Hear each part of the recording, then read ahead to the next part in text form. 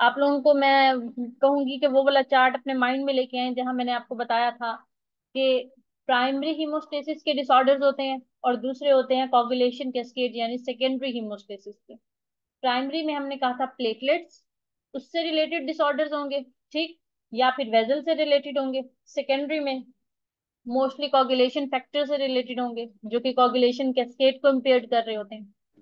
Platelets वाले हमने सारे पढ़ लिए थे। अब जो हमारा रह गया था वो रह गया था कोगुलेशन कैस्केड से। प्लेटलेट्स वाले में एक्सेस डिस्ट्रक्शन, इस पे एक आपका टॉपिक रहता है जिसको मैंने कहा था मैं आपको पढ़ाऊंगी, आईटीपी और टीटीपी। वो मैं आपको नेक्स्ट पढ़ाऊंगी, अभी ये ज्यादा इंपॉर्टेंट लगा तो मैंने इसको पहले से करा दिया। ठीक है। अब हीमोफीलिया आपके पास सेकेंडरी हीमोस्टेसिस की एक डिजीज है। सेकेंडरी हीमोस्टेसिस की डिजीज है, इट मीन्स के कोगुलेशन फैक्टर्स का मसला है। ठीक है। अब हम इसको देख लेते हैं कि हीमोफीलिया है क्या बेसिकली। हीमोफीलिया, अब अगर इस वर्ड को देखो तो ये दो वर्ड्स पे बेस कर रहा है, haemo and philia. Haemo means blood and philia means love. It means के इंक्रीज टेंडेंसी टू ब्लीड। जिस पर्सन को हीमोफीलिया होगा that person love to bleed. अब ये जो वर्ड है कि that person love to bleed, इसका ये मतलब नहीं है कि वो खुद चाह रहा होता है कि मुझे ब्लीडिंग होती रहे। इसका मतलब ये है कि उसके अंदर जो उसका जेनेटिक मेकअप है वो कुछ इस तरीके से है कि उसकी बॉडी में टेंडेंसी है कि वो एक्स्ट्रा ब्लीड करे। ठीक है। अगर उसको कोई कट वगैरह लग जाए तो एक्सेसिव ब्लीडिंग हो, कट ना भी लगे नॉर्मल सर्कमस्टांसेस में।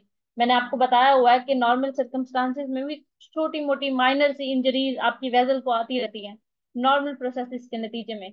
जो नॉर्मली तो क्या होता है कि आपकी कोगुलेशन कैस्केड की वजह से अम, वो हो जाता है, ओवरकम कर लिया जाता है। बट जब आपका कोगुलेशन कैस्केड डिस्टर्ब होगा, जब कोगुलेशन फैक्टर्स ही खराब होंगे या डेफिशिएंट होंगे, तो क्या होगा, टेंडेंसी टू ब्लीड जो है वो इंक्रीज कर जाएगी। ठीक है। अब हीमोफीलिया एक ऐसी बीमारी है जिसमें पर्सन की ब्लीडिंग की तरफ टेंडेंसी बहुत ज्यादा होती है। ठीक है।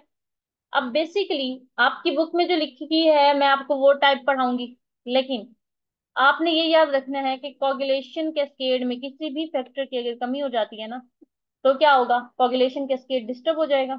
ठीक है, कोगुलेशन का मैकेनिज्म डिस्टर्ब हो जाएगा। और जब कोगुलेशन सही से नहीं होगी तो ब्लीडिंग की टेंडेंसी बढ़ जाएगी। बट आपकी बुक में बेसिकली फैक्टर 8 और फैक्टर 9 का लिखा है, हम उसी के हवाले से करेंगे। अच्छा, अब इस तमहीद के बाद हम अपना टॉपिक स्टार्ट करते हैं, हीमोफीलिया। हीमोफीलिया बेसिकली क्या है, ग्रुप ऑफ ब्लीडिंग डिसऑर्डर है जो कि इनहेरिटेड है। ठीक है। यानी कि ये एक्वायर्ड नहीं है, इनहेरिटेड है। बट मैंने आपको पहले भी बताया है कि यहाँ पे आपकी बुक बता रही है in context of factor 8 and factor 9। लेकिन अगर सारे फैक्टर्स या कुछ और कोई और फैक्टर है जिस किसी डेफिशिएंसी की वजह से सिंथेसिस में इशू आ रहा है, तब वो एक्वायर्ड भी हो सकती है, वो मैं आपको आगे बताती हूँ। फिलहाल आपने क्या समझना है कि हीमोफीलिया क्या है, एक ब्लीडिंग डिसऑर्डर है और मोस्टली ये क्या होता है, इनहेरिटेड होता है। अब होता क्यों है, इसमें डेफिशिएंसी होती है फैक्टर 8 की और फैक्टर 9 की। अगर किसी बच्चे को कोगुलेशन कैस्केड याद हो तो कोई मुझे बता सकता है कि फैक्टर 8 और फैक्टर 9 कहाँ पे मौजूद था, कौन से पाथवे में। इंट्रिंसिक। इंट्रिंसिक पाथवे में, एग्जैक्टली exactly। मैं आप लोगों को एक दफा दोबारा से ये पाथवे दिखा देती हूँ ताकि आप लोगों को सारा याद आ जाए और आसानी से समझ आ जाए।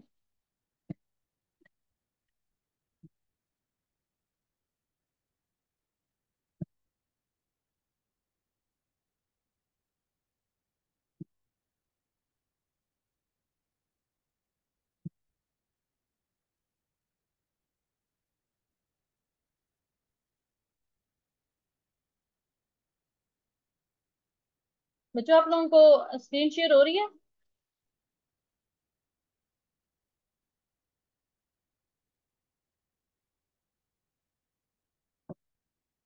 बच्चों आप लोगों को नजर आ रहा है? ठीक है।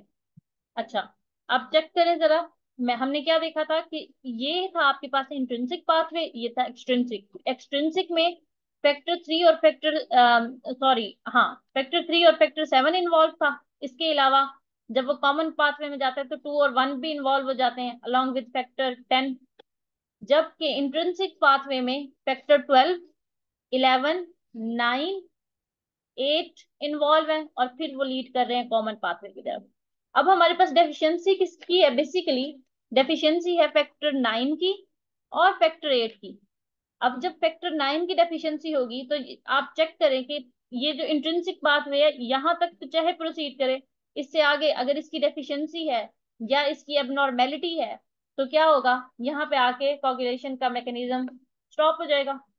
ठीक। अगर यहाँ पे फैक्टर 9 की डेफिशिएंसी नहीं है, लेट से कि डेफिशिएंसी है फैक्टर 8 की, तो अब चाहे फैक्टर 9 मौजूद है बट फैक्टर 8 नहीं है, तो यहाँ पे आके इसका मैकेनिज्म रुक जाएगा। तो बेसिकली हो क्या रहा है कि फैक्टर 8 या फैक्टर 9 जिसकी भी डेफिशिएंसी है, हीमोफीलिया में इंट्रिंसिक पाथवे डिस्टर्ब है। अब जब इंट्रिंसिक पाथवे डिस्टर्ब है तो ये सारा मैकेनिज्म कोagulation कैस्केड का डिस्टर्ब है। अब आप लोगों को याद होगा मैंने बताया था कि ये जो एक्सट्रिंसिक पाथवे है इससे बहुत ही small amount of thrombin generate होती है। ठीक है, दैट इज नॉट इनफ कि आपका जो एक क्लॉट है वो स्टेबल हो सके, सही से जो है उसकी स्टेबलाइजेशन हो सके। इसीलिए जो थ्रोम्बिन जनरेट होता है वो फिर जाके इंट्रिंसिक पाथवे को एक्टिवेट करता है। अब अगर इंट्रिंसिक पाथवे ही डिस्टर्ब है तो सही से क्लॉटिंग नहीं होगी, जिसके नतीजे में क्या होगा, ब्लीडिंग टेंडेंसी बढ़ जाएगी। ठीक है, अब जब ब्लीडिंग टेंडेंसी बढ़ जाएगी तो ये एक बीमारी होती है, उसको हम कहते हैं हीमोफीलिया। हीमोफीलिया करा देगी। ठीक। अब बेसिकली अगर हम देखें तो हीमोफीलिया क्या है? हीमोफीलिया किसी भी क्लॉटिंग फैक्टर की डेफिशिएंसी की वजह से होने वाली ब्लीडिंग टेंडेंसी है। अब वो अगर ब्लीडिंग टेंडेंसी होगी फैक्टर 8 की डेफिशिएंसी से तो उसको हम कहेंगे classic haemophilia. Classic example haemophilia की जो है वो है फैक्टर 8 की डेफिशिएंसी। ठीक है। आपको याद होगा जब मैंने क्लॉटिंग फैक्टर बढ़ाए थे तो मैंने बताया था कि फैक्टर 8 को एंटी हीमोफिलिक फैक्टर भी कहते हैं। तो जब डेफिशिएंसी ऑफ फैक्टर 8 होगी तो क्या होगा, क्लासिक हीमोफीलिया। लेकिन अगर फैक्टर 9 की डेफिशिएंसी है तो आपके पास क्लासिक हीमोफीलिया नहीं होता, आपके पास एक और हीमोफीलिया होता है। इसके बारे में मैंने आपको बताया था कि अगर फैक्टर 9 डेफिशिएंट हो तो कौन सा होता है। अच्छा, मुझे कोई हीमोफीलिया, जी जी, बोले बोले।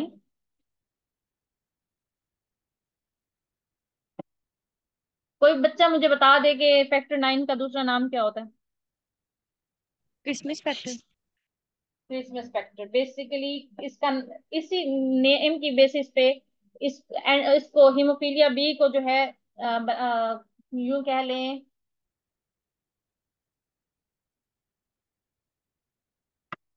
एक पेशेंट था जिसमें ये डिस्कवर किया गया था हीमोफीलिया बी यानी कि फैक्टर 9 की डेफिशिएंसी।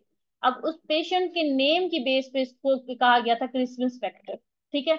अभी जो क्रिसमस फैक्टर है इसकी डेफिशिएंसी से जो होता है वो होता है haemophilia b, but that is not classical. ठीक। क्लासिकल कौन सा है? क्लासिकल है फैक्टर 8। अच्छा, अब आपकी बुक तो बता रही है जस्ट इन दो फैक्टर की डेफिशिएंसी, लेकिन इस फैक्टर की डेफिशिएंसी के अलावा अगर कोई और फैक्टर डेफिशिएंट है, ठीक है, जैसे कि आपको मैं कहूँ कि एक पेशेंट है, उसको है लिवर डिजीज और उसकी लिवर की सिरोसिस हो चुकी है। ठीक है। अब जब लिवर की सिरोसिस हो चुकी है तो लिवर क्लॉटिंग फैक्टर्स नहीं बना रहा। मैंने आप लोगों को बताया था कि सारे के सारे क्लॉटिंग फैक्टर्स एक्सेप्ट फैक्टर 12, उसके अलावा सारे के सारे लिवर के अंदर बन रहे होते हैं। ये आपका बहुत इंपॉर्टेंट एमसीक्यू है। फैक्टर 12 के अलावा बाकी सारे के सारे लिवर बना रहा होता है, फैक्टर 12 नहीं बनाता। तो होगा क्या, अगर एक पेशेंट है उसको सिरोसिस है, अब उसने काम अपना छोड़ दिया है, अब वो क्लॉटिंग फैक्टर्स नहीं बना रहा। अब जब वो क्लॉटिंग फैक्टर नहीं बना रहा तो वो क्लॉटिंग फैक्टर नहीं बना रहा जो वो बनाता है, उस कंडीशन में भी हीमोफीलिया हो जाएगा। ठीक है। अब वो हीमोफीलिया सिर्फ किसी एक फैक्टर की बेस पे नहीं है, सबकी डेफिशिएंसी है। ठीक। और है भी क्या, एक्वायर्ड। तब भी ब्लीडिंग टेंडेंसी बढ़ेगी, तब भी हीमोफीलिया ही कहेंगे। ये मैं आपको सिर्फ कंसेप्ट देने के लिए बता रही हूँ, आपने लिखना नहीं है, लिखनी है आपने बुक वाली बातें हैं क्योंकि एग्जामिनर आपकी बुक को चेक करेगा। अच्छा, आगे चलते हैं। अब ये जो फैक्टर 8 की और फैक्टर 9 की डेफिशिएंसी है जो हीमोफीलिया कॉज करती है, बेसिकली ये एक एक्स लिंक्ड रिसेसिव डिसीज है। ठीक। इसका मतलब क्या है? इसका मतलब ये है कि इनहेरिटेड है और एक्स क्रोमोसोम पे जो है म्यूटेशन होती है, उसके नतीजे में ये डेफिशिएंसी आती है। और एक्स क्रोमोसोम पे भी जो जीन्स रिस्पॉन्सिबल होते हैं उनको नेम दिया जाता है F8 for factor 8 and F9 for factor 9। ठीक। अब ये जो, क्योंकि ये एक्स लिंक्ड है, एक्स क्रोमोसोम पे डिपेंड कर रही है, तो ये ज्यादातर अफेक्ट करती है मेल्स को as compare to females. Females में ये तब तक नहीं होगी जब तक उसके दोनों एक्स क्रोमोसोम्स डिफेक्टिव ना हो। मेल में तो जस्ट एक क्रोमोसोम होता है ना एक्स का, तो एक भी डिफेक्टिव है तो मेल को ये बीमारी हो जाती है। इसलिए हीमोफीलिया ज्यादातर मेल्स को अफेक्ट करती है, फीमेल्स कैरियर होती हैं। और इसका पैटर्न होता है जिग जैग पैटर्न। ये सारी बातें एमसीक्यूज में आ सकती हैं, इसलिए बता रही हूँ। ठीक है। अच्छा बेटा, आफ्टर बर्थ हो का क्या मतलब है हाशिर? इनहेरिटेड का, इनहेरिटेड कौन सी बीमारी होती है? रिक्वायर्ड। इनहेरिटेड एक्वायर्ड होती है। मैं क्वाइट ही पूछ रहा बेटा एक्वायर्ड तो ऐसी बीमारी होती है जो आप इन्वायरमेंटल फैक्टर्स की वजह से एक्वायर करते हो, बाद में लेते हो, अडाप्ट करते हो। इनहेरिटेड वो होती है जो इनबॉर्न होती है, या फिर उसके लिए कोई म्यूटेशन पैदाइश के साथ ही आती है, चाहे वो डेवलप बाद में कर जाए। ठीक है। तो वो बीमारी जो आप नस्ली तौर पे अपने साथ लेके आते हो, खानदान में रन कर रही होती है, वो होती है इनहेरिटेड। और जो आप इन्वायरमेंट से एक्वायर करते हो उसको हम कहते हैं एक्वायर्ड। हीमोफीलिया बेसिकली दोनों है, लेकिन ज्यादातर इनहेरिटेड है क्योंकि ये खानदान खानदान में चलती है। ज्यादातर ऐसे फैक्टर्स इन्वायरमेंट जो है वो नहीं क्रिएट करती कि आपके इन फैक्टर्स की डेफिशिएंसी हो जाए, बहुत रेयर केस है एक्वायर्ड का। लेकिन जिस जिस पर्सन को भी हीमोफीलिया होगा उसमें मोस्ट प्रोबेबल कॉज होगा कि ये इनहेरिटेड है। ठीक है। और वो भी किस तरीके से?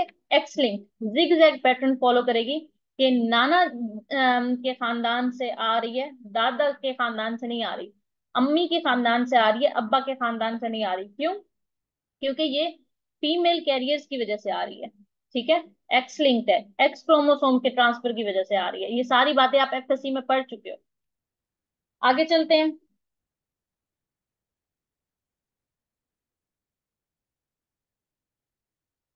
अब इस हीमोफीलिया की आपके पास दो टाइप्स आपकी बुक बताती है। जो अभी हमने बता दिया है कि अगर फैक्टर 8 की डेफिशिएंसी होगी तो उसको कहेंगे हीमोफीलिया ए, और वो क्लासिक हीमोफीलिया। ठीक।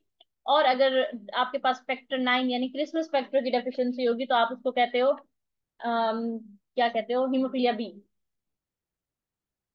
अभी क्लासिक हेमोफीलिया फैक्टर 8 पे क्यों कहते हैं? फैक्टर 8 की डेफिशिएंसी को ही क्यों कहते हैं? 9 बेटा को मैं क्यों नहीं? वो साथ साथ आगे डिटेल पढ़ते हैं ना, तो मैं आगे बताती हूँ आपको। अच्छा, अब देखें और क्लास। आप ही फैक्टर 12 जो है वो लिवर में नहीं बनता तो वो कहाँ बनता है? मैं आपको सारी चीजें बता देती हूँ, मुझे ये एक दफा हीमोफीलिया और von Willebrand disease complete कराने दे, टाइम बच जाता है। ठीक, अदरवाइज मैं ग्रुप में आपको ये क्लॉटिंग फैक्टर्स के एमसीक्यू शेयर कर देती हूँ। ठीक है। अच्छा, अब देखो क्लासिकल हीमोफीलिया, इसके ऊपर हम इतना ज्यादा फोकस क्यों कर रहे हैं?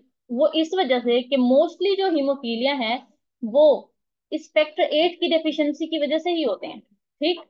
और ये एज कंपेयर टू फैक्टर 9 की डेफिशिएंसी ज्यादा स्वेयर है।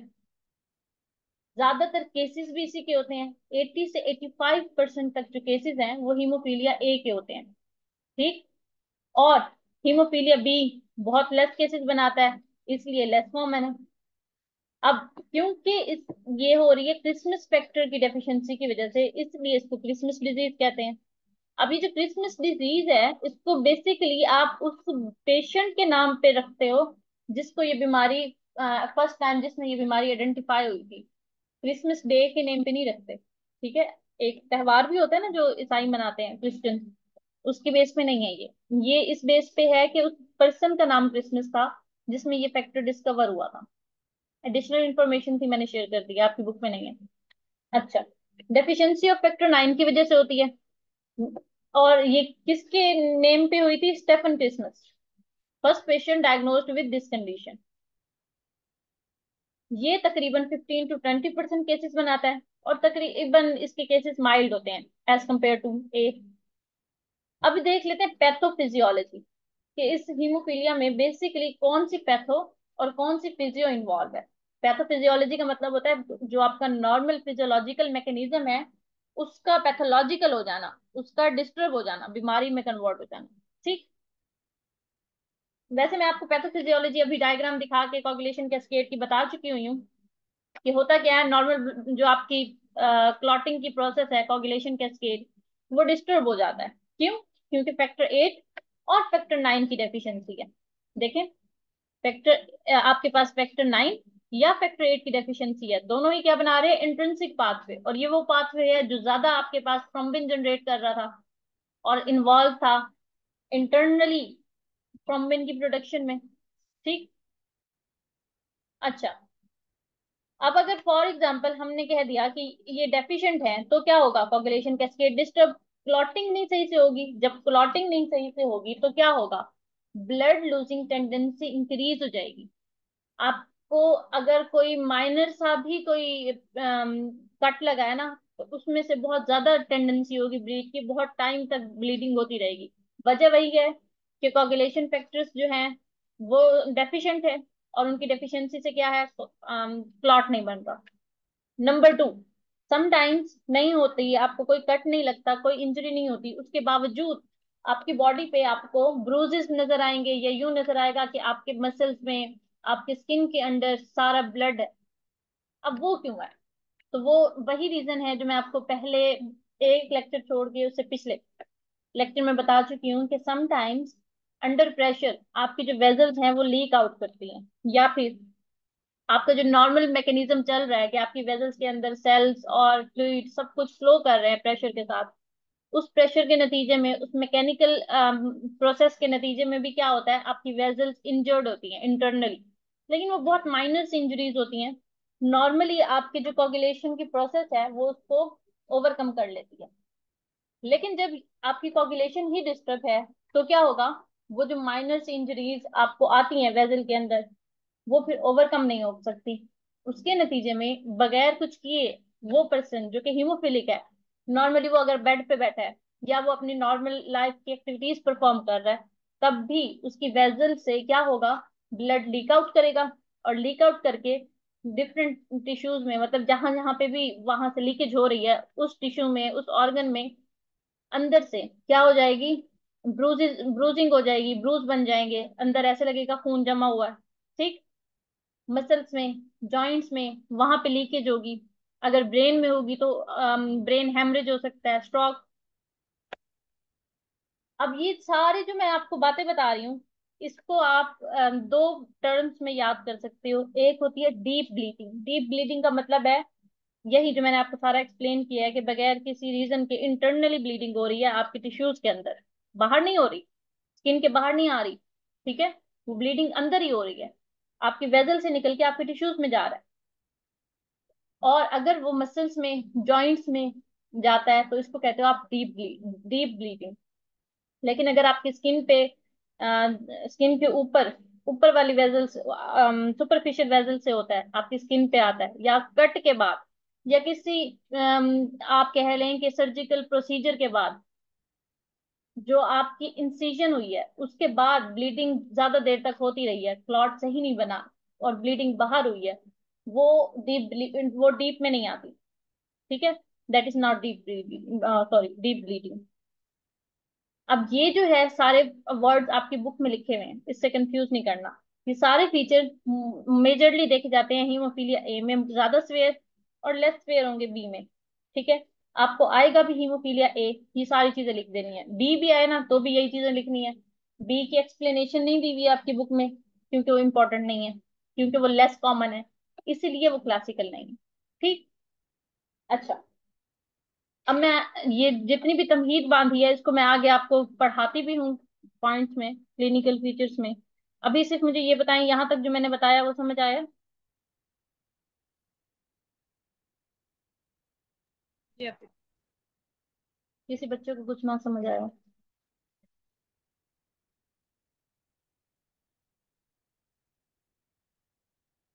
अब देखें, अगर हम दोनों केसेस की बात करें, दोनों ही एक्स लिंक्ड हैं।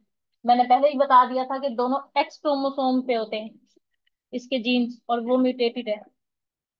फैक्टर हीमोफीलिया ए के लिए फैक्टर 8, और इसका जीन होगा F8। फैक्टर 9 के लिए F9। ठीक है, और दोनों ही एक्स पे हैं। अब देखो मेल्स में होता है एक एक्स और एक वाई, ठीक है। अब अगर मेल में डिफेक्टिव क्रोमोसोम आया है, तो क्योंकि है ही एक्स एक, दूसरा एक्स नहीं है जो इसको, अगर दूसरा हेल्दी एक्स होगा तो वो क्या करेगा, इसको कंपनसेट कर देगा। तो ऐसे पर्सन जो कि मेल है और उनमें ऐसा डिफेक्टिव क्रोमोसोम आ गया है जिसके ऊपर म्यूटेटेड फैक्टर 8 या फैक्टर 9 का जीन है, वो हीमोफिलिक हो जाएंगे। जबकि फीमेल्स में क्या होता है, फीमेल्स में होते हैं दो एक्स क्रोमोसोम। अब फीमेल्स को तब तक नहीं होगी हीमोफीलिया की बीमारी जब तक उनके अंदर दोनों क्रोमोसोम्स म्यूटेटेड ना हो। अगर एक म्यूटेटेड है आया, दूसरा हेल्दी है, तो दूसरा हेल्दी क्या करेगा, इसके इफेक्ट को मास्क कर देगा और नॉर्मल लाइफ गुजारेगी ये औरत। बट ये कैरियर होगी, क्यों? क्योंकि इसके अंदर एक तो आपके पास अफेक्टेड क्रोमोसोम है ना। तो जब इसकी प्रोजनी पैदा होगी और ये अफेक्टेड क्रोमोसोम इसके मेल ऑफस्प्रिंग में जाएगा, इसके बेटे में जाएगा, तो उसमें ये बीमारी चली जाएगी। ठीक है। अब देखें हो क्या रहा है, एक औरत है, कैरियर है, उसको नहीं हुआ, उसके बेटे को हुआ, फिर उसकी बेटी को नहीं हुआ। ठीक। अब फिर वो जो बेटा है वो क्या है, वो अफेक्टेड है, लेकिन बेटी, जो बेटी पैदा होगी वो might be normal, might be carrier. अगर वो कैरियर है, वो बेटी अब अगली नस्ल में फिर क्या करेगी, हीमोफिलिक पर्सन पैदा कर सकती है। ठीक है। अब देखो ये किससे फैल रहा है, औरतों से, लेकिन अफेक्ट किसको कर रहा है, मेल्स को। दैट इज वाई इसका जो पैटर्न है वो जिग जैग पैटर्न कहलाता है। ठीक है। एक फर्स्ट जनरेशन में नहीं, अगले जनरेशन में जाके इसने बीमारी जो है उसके इफेक्ट शो करने होते हैं। अच्छा, वैसे ये आपका इधर था नहीं समझाने वाला, लेकिन एफएससी वाली बात मैंने सोचा मैं रिवाइज करा दूं। अब देखें यहाँ पे है वो सारी एक्सप्लेनेशन जो मैंने बताई है कि ब्लीडिंग टेंडेंसीज क्या होगी। स्पॉन्टेनियस ब्लीडिंग, बैठे बैठे ही खाम खाई, बगैर कुछ किए, बगैर किसी कट के, बगैर किसी इंजरी के, बगैर किसी ट्रॉमा के, बगैर किसी चोट के ब्लीडिंग टेंडेंसी। कहाँ कहाँ, जॉइंट्स में। और जब जॉइंट्स में ब्लीडिंग होती है तो उसको आप नाम देते हो हिमार्थ्रोसिस। और जहां पे आपको हिमार्थ्रोसिस नजर आ जाए, आपने आंखें बंद करके ब्लीडिंग डिसऑर्डर को सिलेक्ट करना है, उसमें से फिर आपने देखना है कि कौन सा ब्लीडिंग डिसऑर्डर हो सकता है। और मोस्ट कॉमनली हिमार्थ्रोसिस जो है वो इसमें हो रही होती है, हीमोफीलिया में। ठीक है। अच्छा, उसके अलावा मसल्स में हो सकती है और सॉफ्ट टिश्यूज में हो सकती है। ये ब्लीडिंग कहलाती है डीप ब्लीडिंग। अब आ जाते हैं पोस्ट ट्रॉमेटिक और पोस्ट सर्जिकल की तरफ। अगर कोई ट्रॉमा हुआ है, यानी कि बैठे बैठे हाशिर गिर गया, लेकिन हाशिर की स्किन जो है वो टॉर्ड नहीं हुई, स्टेबल है, चोट लग गई है। अब चोट लगी है तो क्या हुआ, प्रेशर पड़ा उसके अंदर वेजल्स पे, वेजल्स अंदर मैकेनिकल उनको ट्रॉमा आया, ब्लीडिंग हुई। और वो जो ब्लीडिंग थी वो बहुत ज्यादा बड़ा ब्रूज बन गई, जिसको हमने कल पढ़ा भी था, एकाइमोसिस, परसों परसों पढ़ा था। ठीक है। नॉर्मल पर्सन में इस तरीके से नहीं होगा। या फिर कोई सर्जिकल प्रोसीजर था किसी पर्सन का, अब जब उसको, उसकी इंसिजन हुई, उसको कट लगे, आफ्टर सर्जिकल प्रोसीजर काफी टाइम तक उसकी ब्लीडिंग, जब तक कोई यूं कह ले कि ट्रीटमेंट नहीं देंगे, बाहर से कोई आप कह लें कि कोई चीज, कोई फैक्टर वगैरह नहीं वो करेंगे, तब तक क्या होगा, ब्लीडिंग जो है वो ज्यादा होती रहेगी। और अगर फैक्टर 8 या फैक्टर 9 की डेफिशिएंसी बहुत ज्यादा है, तब क्या होगा, ऐसे केस में बहुत ही आप यूं कह लें फेटल कंडीशन बन जाती है ऐसे पर्सन के लिए। तो ऐसे पर्सन में इस तरीके के प्रोसीजर्स जो हैं वो अवॉइड किए जाते हैं। आगे आ जाते हैं। यहाँ देखिए ये वही बात है जो मैंने आपको बताई है कि हीमाटोक्रोसिस क्या है, हीमोफीलिया का हॉल मार्क है।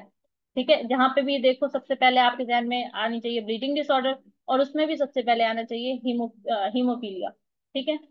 अच्छा, मसल हीमाटोमास, हीमाटोमास किसे कहते हैं, कोई बंदा मुझे बता दे, हीमाटोमास आपका पढ़ा हुआ वर्ड है, हीमाटोमास किसे कहते हैं?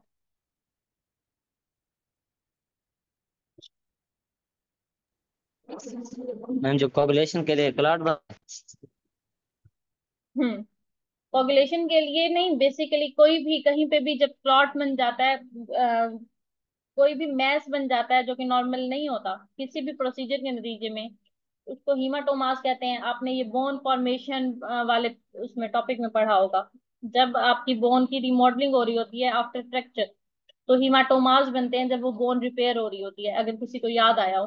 ठीक है, वो हीमाटोमास वहां पे क्यों बन रहे थे? क्योंकि बोन ब्रेक हुई थी वहां पे, फिर जब हीलिंग होनी है, हीलिंग का प्रोसेस होना है, तो वहां पे एक हीमाटोमा बना था।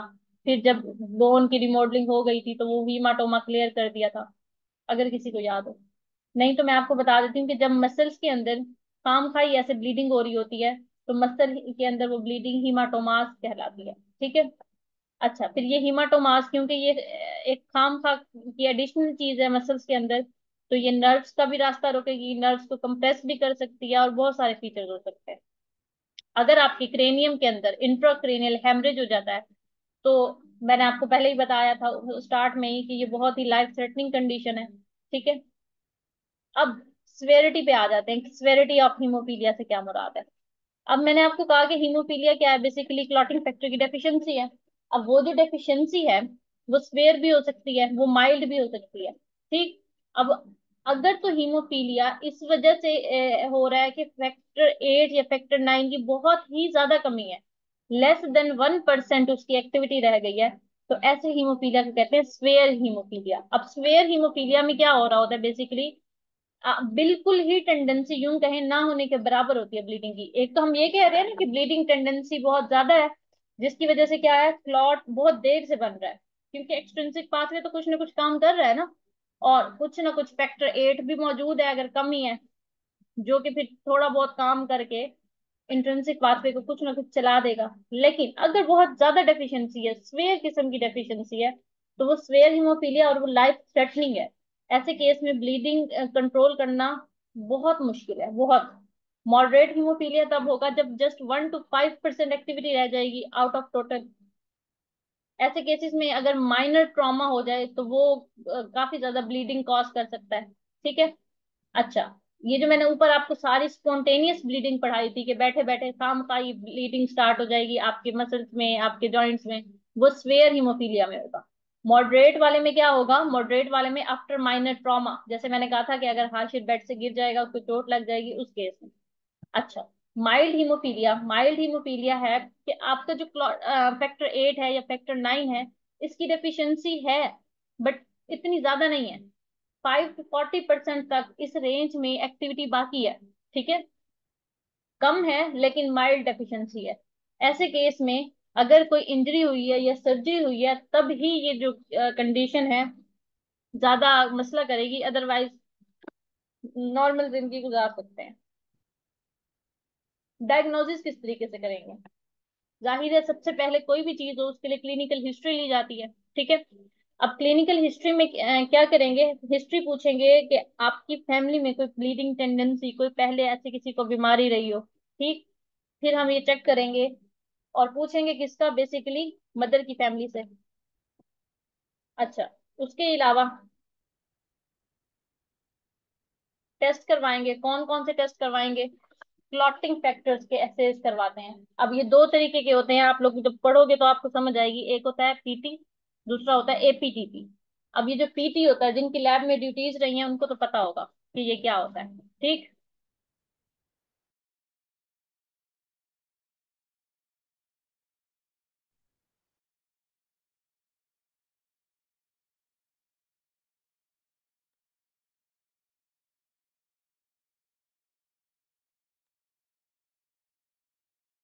सॉरी बच्चों डिस्टर्बेंस के लिए। अच्छा, मैं बता रही थी कि एक पीटी होता है, दूसरा एपीटीटी होता है। तो जिसकी लैब में ड्यूटी रही होगी उनको पता होता है कि ये एसेस क्या होते हैं। बेसिकली आप क्या कर रहे होते हैं, आप ब्लड में क्लॉटिंग फैक्टर के लेवल्स मेजर कर रहे होते हो। अब आप पढ़ चुके हो कि कोगुलेशन कैस्केड में दो टाइप के पाथवेज मेन है, जो कि कॉमन पाथवे की तरफ लेके जा रहे हैं। एक है एक्सट्रिंसिक, दूसरा है इंट्रिंसिक। ठीक है। अब एक्सट्रिंसिक में आपका फैक्टर 3, फैक्टर 7 इन्वॉल्व है, जबकि इंट्रिंसिक में बाकी सारे फैक्टर, और कॉमन पाथवे 10, 2 और 1 को मिला के बनता है। अब इन पाथवे में इनकी डिवीजन हमने इस वजह से किया ताकि हमें आसानी हो सके। ठीक है। अब इन पीटी और एपीटीटी से हम क्या पता कराते हैं कि कौन सा पाथवे डिस्टर्ब है, कौन से क्लॉटिंग फैक्टर की कमी है। अब ये जो एपीटीटी होता है, बेसिकली ये आपके इंट्रिंसिक फैक्टर की एक्टिविटी को मेजर करता है कि इंट्रिंसिक पाथवे सही काम कर रहा है कि नहीं। ठीक है, इंट्रिंसिक पाथवे की वजह से जो क्लॉटिंग हो रही है वो ठीक है कि नहीं। अगर तो इंट्रिंसिक पाथवे में कोई मसला है, जैसे कि अभी हमने देखा हीमोफीलिया, फैक्टर 8 और फैक्टर 9 की डेफिशिएंसी, तो एपीटीटी प्रोलॉन्ग्ड होगा। तो हीमोफिलिक पर्सन में एपीटीटी प्रोलॉन्ग्ड होता है, क्यों? क्योंकि फैक्टर 8 और फैक्टर 9 की डेफिशिएंसी है। तो क्या होगा, ये जो इंट्रिंसिक पाथवे है ये नॉर्मल टाइम से ज्यादा ले लेगा ऐसे पर्सन पे। और जो पीटी होता है, पीटी बेसिकली आपके कॉमन पाथवे के फैक्टर्स को और आपके जो दूसरा पाथवे होता है एक्सट्रिंसिक, उसकी एक्टिविटी को मेजर कर रहा होता है, फैक्टर 3 और फैक्टर 7 की। ठीक। अब क्योंकि ना फैक्टर 3 का मसला है, ना फैक्टर 7 का मसला है, ना कॉमन पाथवे से कोई डिस्टरबेंस है, तो बेसिकली आपका पीटी नॉर्मल होगा हीमोफीलिया में। अब आ जाते हैं टीटी। टीटी का मतलब है थ्रोम्बिन टाइम। ठीक। अब थ्रोम्बिन टाइम भी आपकी थ्रोम्बिन की जनरेशन के लिए हो रहा है।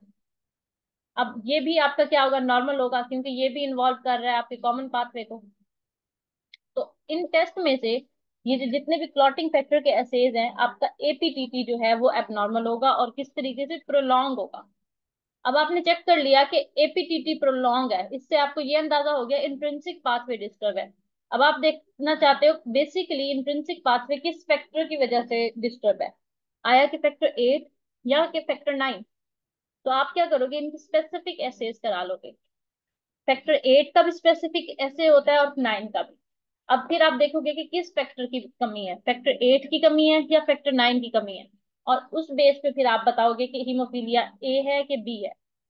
उसके अलावा कुछ जेनेटिक टेस्टिंग होती है, एडवांस किस्म की टेस्ट हैं जो कि स्पेसिफिक म्यूटेशन को डिटेक्ट करती हैं कि हाँ किस लेवल पे, किस जगह पे किस टाइप की म्यूटेशन। ठीक है। अच्छा, यहाँ तक है आपका हीमोफीलिया बेसिक बेसिक वो कवर हो गया है। इसकी कुछ बातें रह गई हैं जो मैंने आपको बतानी है, लेकिन वो मैं आपको वॉन विली ब्रेंड डिजीज के साथ बताऊंगी। ठीक है, यहाँ तक क्लियर है आप लोगों को?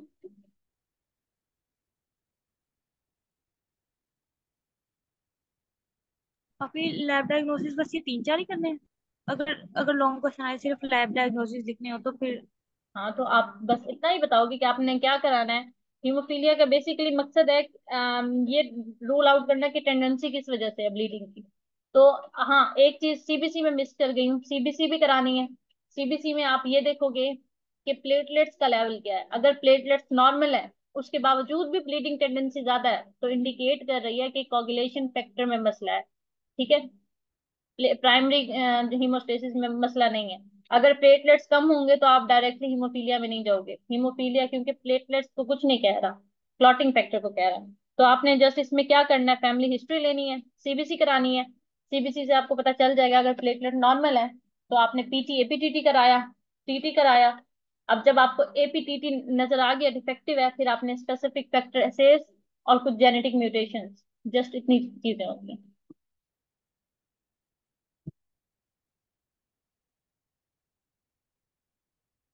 नहीं नहीं बेटा, गर्मी में नोज ब्लीडिंग नहीं। हीमोफीलिया में गर्मी सर्दी नहीं देखी जाती, किसी भी टाइम पे नोज ब्लीडिंग हो सकती है। ठीक। नोज ब्लीडिंग क्या किसी टाइप की भी ब्लीडिंग हो सकती है, लेकिन ये जो नोज ब्लीडिंग गर्मियों में होती है वो बेसिकली हो रही होती है कि आपका जो मॉइस्चर है, मॉइस्चर कंटेंट, वैसे ड्रैग हो जाएगा टॉपिक, फिर भी बता देती हूँ। मॉइस्चर कंटेंट जो है वो खत्म हो जाता है, एवापोरेट हो जाता है आपके अंदर नेजल कैविटी से। तो जिसकी वजह से आपकी जो वेजल्स हैं वो ड्राई कंडीशन फेस करती हैं। एक ये रीजन होता है, इसके अलावा और भी कुछ रीजंस होते हैं, उस रीजंस की वजह से आपको जो है ब्लीडिंग हो जाती है, लेकिन सबसे ज्यादा यही है कि आपके जो नोज है उसको ह्यूमिड कंडीशन चाहिए अंदर से, ताकि आपकी जो वेजल्स हैं वो आपस में यूं कहें कोलैप्स ना करें। ठीक है, या कुछ भी समझ ले कि ड्राई कंडीशन में क्या होगा, वेजल्स इफेक्ट होगी। तो जब मॉइस्चर नहीं रहता, ये मेन कॉज होती है इसकी, नोज ब्लीडिंग की। और दूसरा इसके अलावा वीकनेस, ये भी कॉज है, कुछ न्यूट्रिशनल डेफिशिएंसीज। अच्छा बच्चों, अगेन मीटिंग ज्वाइन कर लो, मैं आप लोगों को वॉन विली ब्रेन डिजीज भी करा दूँ।